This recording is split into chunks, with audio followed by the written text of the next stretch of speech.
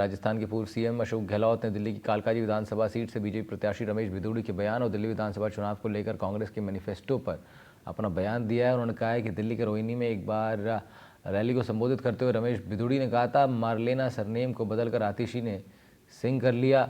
वहीं केजरीवाल ने कांग्रेस के साथ नहीं जाने के लिए बेटे की कसम खाई थी। यही इन सब लोगों का चरित्र है। भिदुड़ी ने आतिशी के सरनेम बदलने को उनके पिता से भी जोड़ा है। अब क्या कुछ कहा उन्होंने, जरा वो सुनवाते हैं आपको।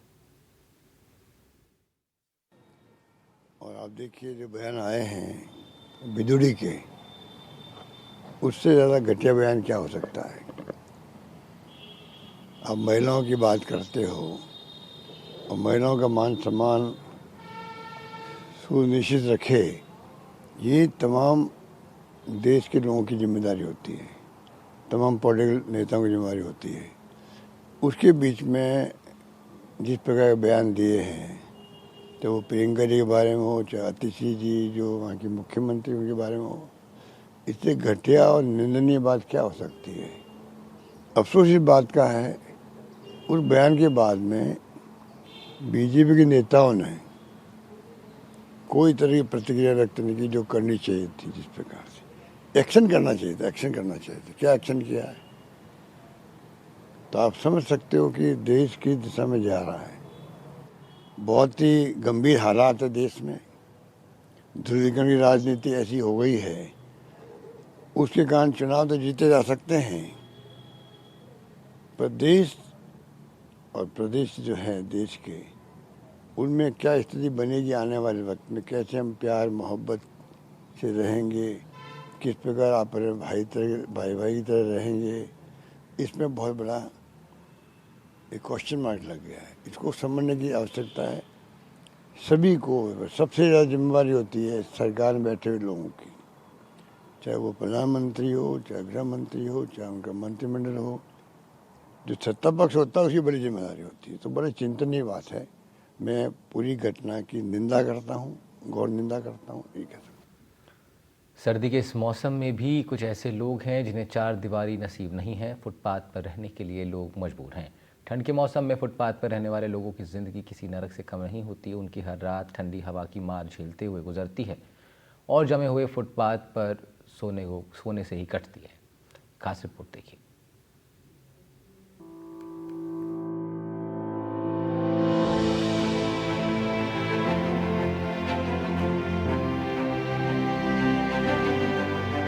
सर्दी के मौसम में लोग रजाई और बिस्तर से उठने की नीयत ही नहीं रखते हैं।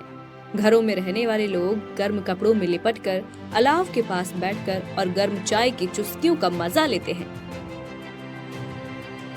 मगर इसी मौसम में फुटपाथ पर रहने वाले लोगों के लिए ये जिंदगी किसी नर्क से कम नहीं होती।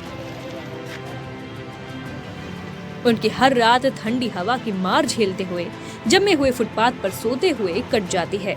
हड्डियों को गला देने वाली इस सर्द रातों में जहां आम लोग अपने अपने घरों में हीटर के आगे बैठे हुए, रज़ाई में दुबके हुए, गर्म नरम गद्दों पर आराम फरमाते हुए सर्दियों का लुत्फ लेते हैं, वहीं हजारों लोग ऐसे भी हैं जिनके लिए सर्दी एक आफत बनकर आती है। इस वक्त हम रियलिटी चेक करने के लिए बीकानेर के उस एरिया में खड़े हुए हैं जहां एक तरफ पूर्व हाकिम की अट्टालिका यानी कि पूर्व हाकिम का महल बना हुआ है, सामने जूनागढ़ है, और दूसरी तरफ देखें तो वर्तमान हाकिम का दफ्तर इसी कैंपस के अंदर है। इन दोनों हाकिमों के बीच में गरीब लोग फुटपाथ पर लेटे हुए सर्दी की रात में वक्त गुजार रहे हैं। ये ट्रैफिक पॉइंट है, यहाँ छतरी बनी हुई है, बड़ी ही खूबसूरत छतरी है। यहाँ एक शख्स सो रहा है खुले आसमान के नीचे। इस छतरी में जगह मिली, यहीं सो गया। फुटपाथ ही हमारा घर है, सड़क ही हमारा घर है, आसमान छत है। इन लोगों के पास घर के चार दीवारी का सहारा नहीं होता जो उन्हें सर्द हवाओं से बचा सके। एक छोटे से तिरपाल या प्लास्टिक की शीट के नीचे वो अपने और अपने बच्चों के तन को ढककर रात गुजारते हैं।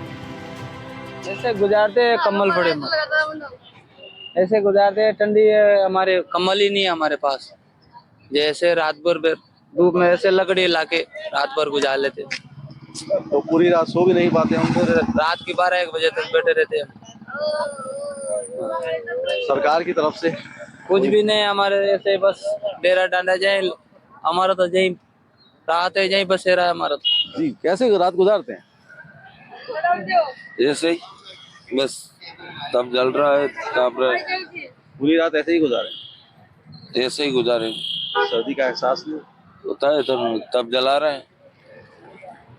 और कोई जरिया नहीं? और सब सही है, सही रहते हैं? नहीं रहता। सर्दी की रातें आप कैसे गुजारती हैं? कैसे सर्दियाँ गुजरती हैं आप? गरीब आदमी जा उन्हें मांगा कोई कोई ना आगे पाते, न जमीन न बाड़ी, मांग मांग पेट भरा था। जब काय करा फिर पेट तो भरा है, क्या करा तो पूरी रात ऐसे गुजरती है सर्दी? अच्छा ऐसा ही गुजारा था पूरी रात, रोड पे सोवा था, खा जाओ पे। पूरी जो सर्दी की रात है आप कैसे निकालें? तो काय करा आपको सी लगा तो काय करा। आप कांप सर्दी से कांप रही हैं? आप हैं सर्दी से आप कांप रही हैं? काटना चाहिए रात है। थोड़ा तेज बोलो। बच्चा भी साथ है आपके? हाँ बच्चा भी साथ है। ये लेडी सर्दी से कांप रही हैं। छोटे छोटे बच्चे जिनको सर्दी से बचाना होता है, उन्हें गर्मी के नाम पर मिलती है मात्र ममता की गर्मी। उनके नाजुक शरीर को इस कड़ाके की ठंड में ठिठुरते हुए रहना पड़ता है।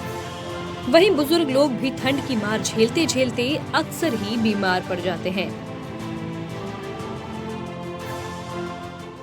लेकिन कोई इंतजाम नहीं है। हाँ बेटा क्या करें आप? कम्बल लाना काले कम्बल लाए? जी कम्बल लेके आएंगे। आता आपको सर्दी नहीं लग रही है? लग रही है बाबू जी, सर्दी लग रही है। तो आप फुटपाथ पर सो रहे हैं, घर नहीं है आपका? हाँ सर्दी भी लग रही है। कोई न कोई कम्बल न दिए, कोई सोना आटा न दिए, काई न दिए। तो रात कैसे गुजारती? हाँ रात कैसे गुजरेगी आपकी? हाँ रात न गुजरे बस, न गुजरे। कोई कम्बल वम्बल दे दिए, कोई खाना वाना दे दिए, जब गुजर जाएगी। एनडीटीवी राजस्थान के लिए बीकानेर से नासिर जैदी की खास रिपोर्ट।